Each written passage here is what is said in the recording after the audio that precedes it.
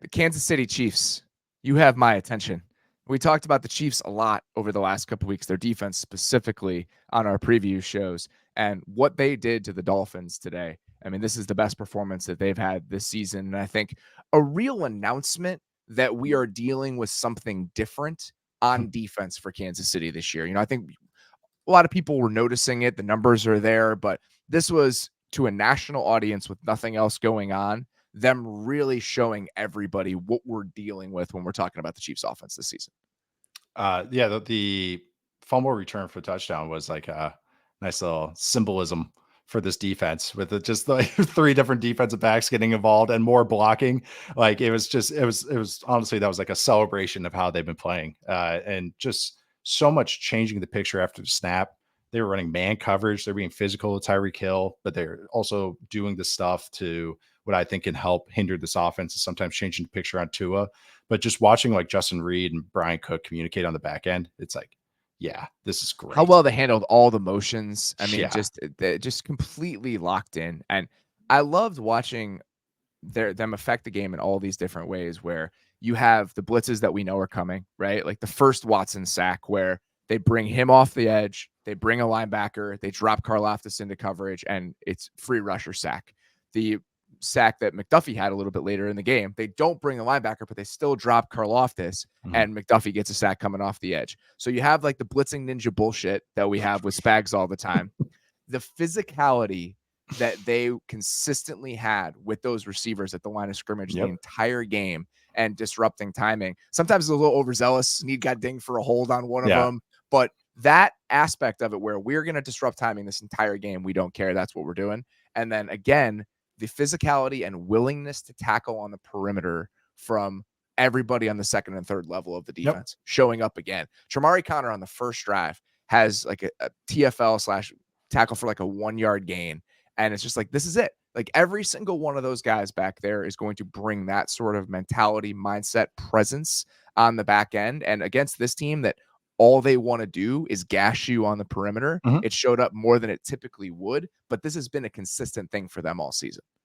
Yeah, I mean, again, like the fumble return was just there being physical, just taking it to them on a bubble look and not playing off and scared and backing up. No, they went forward when most teams go backwards against this offense.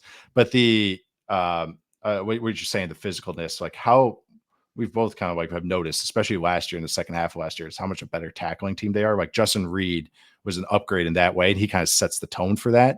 And there was a play that just sticks out in my mind. And it was actually a completion for a first down for the Dolphins, but it was to Tyreek Hill. It was like on a slant, I think it was. It was an inbreaker of some sort. But then the corner tackles him right away. So it goes for like an 8 yard gain, but I've seen that go for a touchdown, like easily, like with this team with Tyreek Hill. But it's just like that. It's like only one explosive pass, I believe, the whole day. It's like if you can limit that explosives, and like that is usually the thorn in Chiefs defense or Spags side. And now they're taking away that. Yes, you can get them after him in the run game a little bit. The Dolphins did in the second half, but it's like they still make it tough. And they're physical. And this was without their top linebackers or top linebacker. So it's a really good unit. And I thought this was a really fun performance. This is another defense that's going to be definitely on the all 22 watch, because going against this offense, this is a real test, and it's a funky offense, and performing this way. Yeah, that's tip of the cap. There was a 3rd and 9 early in the game. I believe it was in the first quarter where they had a completion, but it was an illegal shift. It was like a beautiful throw on a corner route that Tua had, and it was a legal shift. It was 3rd and 14. And you're talking about like a play in space that actually seems not that important, but really kind of exemplifies the game. On a 3rd and 14, they had a little shovel pass to I think it was tight end. I can't remember. Right? No, it was 26. It was back. Oh, yeah. I know who it is. Whatever. It doesn't matter. Whatever. Okay? Run it back. It's shovel pass. And Tranquil makes a play in space. Salvin Ahmed. Jesus. We're getting later, and we're getting too late in the day. So it's a shovel pass, and Tranquil makes that play in space. If he doesn't make that tackle, that's going for a first down. That absolutely is going for a first down. And there were so many of those today. And then the other one I wanted to point out, I tweeted this out earlier, just such a stupid play. But to me, it's like, that's why this team is good right now. In the second half, the first drive that the Dolphins had, they was 2nd and 8, and they had a chunk run to Mostert. And McDuffie was like holding down on the edge, and he just refused to get reached on the edge by Mhm. one, the receiver, and then two, and Connor Williams looping around, and he draws a holding penalty on that play. And a corner just refusing to give up the edge on that play and drawing a hold. That to me is like what this Chiefs defense feels like right now. He's scrappy. That's what they He are. is. They're He's a first scrappy. round pick. He's a first round pick. I know he's fun. And how they use him in the slot is just good stuff. They're all scrappy. That's what they are. It's a scrappy unit, but also just up front, like Carl Loftus is playing well. Like they get pushing, they push in the pocket. But then real quick too is like it's funny watching this Dolphins offense, and it's like it's as much as how exciting their pass game can be. It's like they need that run game to live and breathe. Like it was just it feels so, and like credit to the Chiefs for making it tough on them in the first half, but in the second half it was like, oh, here it comes. It Yep. felt so much more alive, and so like that's when you're seeing that unit and seeing that Dolphins team, it's like that is so key, and it becomes even more apparent when they're kind of struggling or kind of struggling lack of air in their offense a little bit.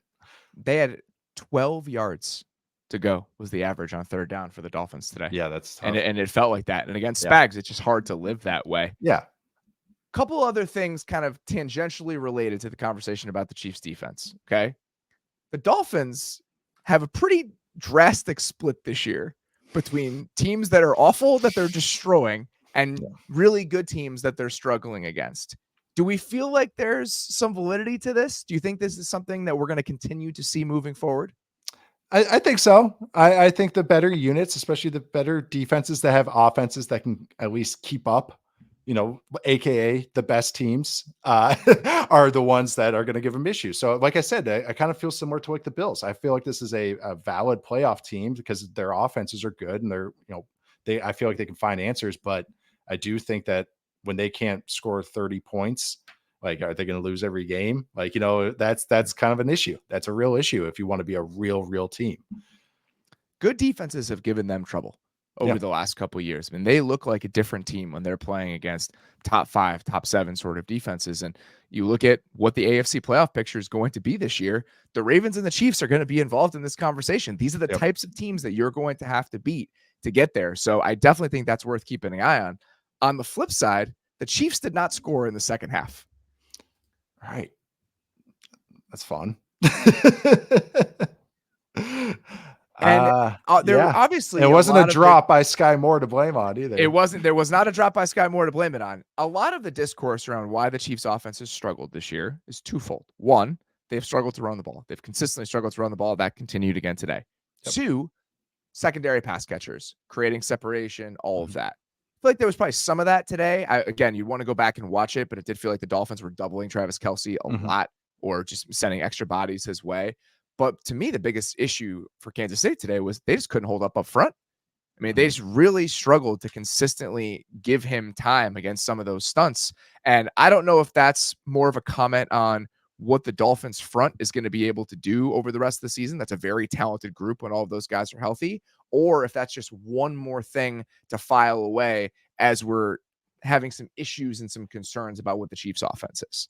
Yeah, I think passing game wise, I think they're figuring it out. It's just that they're having some growing pains as they're trying to sort through all this. And again, I think I said this last week. It's like must be really nice to have guys like Mahomes and have this type of team where you can kind of just work through things in the regular season. You don't even need a bye week to do it.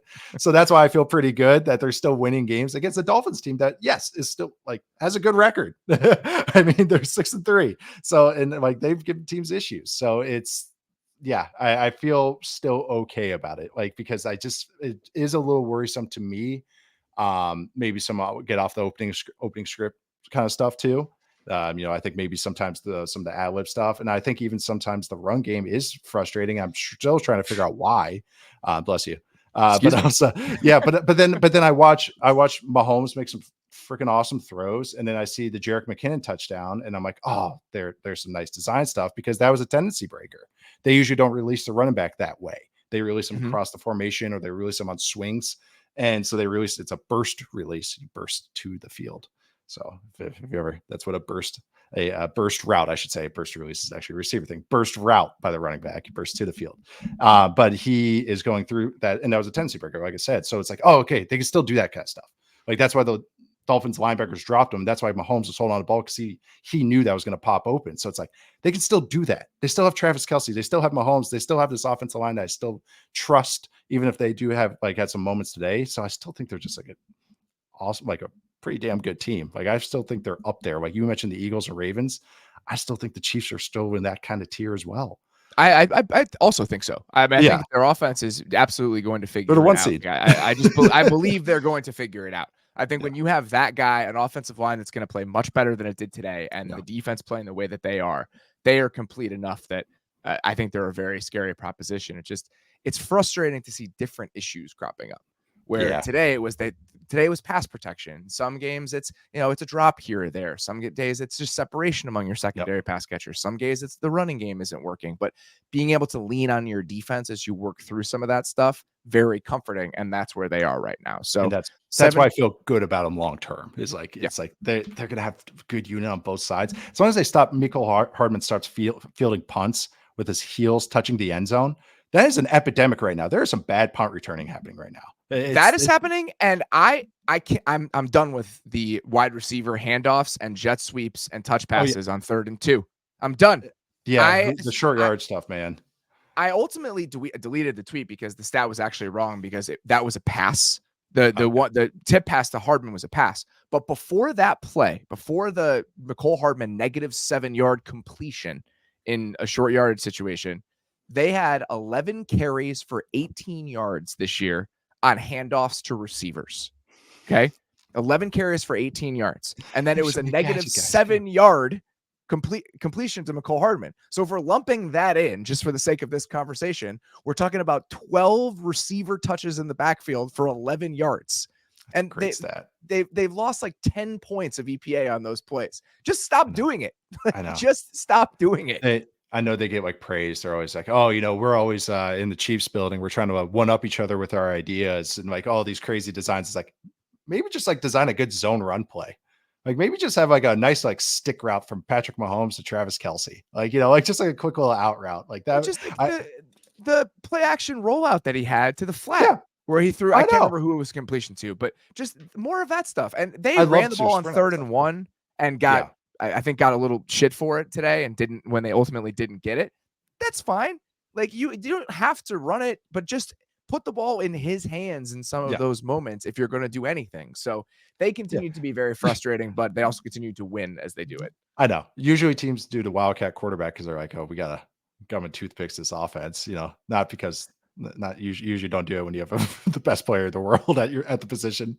Though I will say the contrast of watching what the Eagles can do in short yardage compared to what the Chiefs can do in short yardage because Mhm. they refuse to sneak the quarterback, that matters. Yeah. Like that over the course of the season, that little advantage in high Yep. leverage moments is going to matter. And I think that we are consistently seeing it crop up with the Chiefs in a way that's kind of maddening. That's a great point. Every Eagles game, it's not 1st and 10. It's like 1st and 7.